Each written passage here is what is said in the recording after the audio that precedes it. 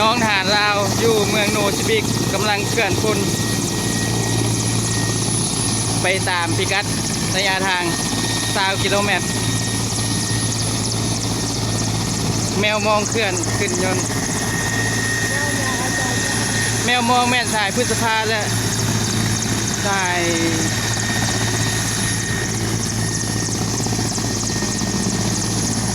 สีสว่างแมวมองอันนี้แม่น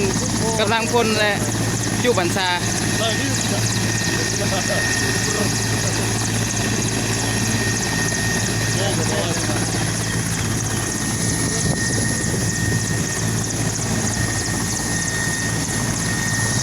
จูระวังหลัง3 คนสายแอปบรรณแสงและซูนีมือสไนเปอร์เนาะ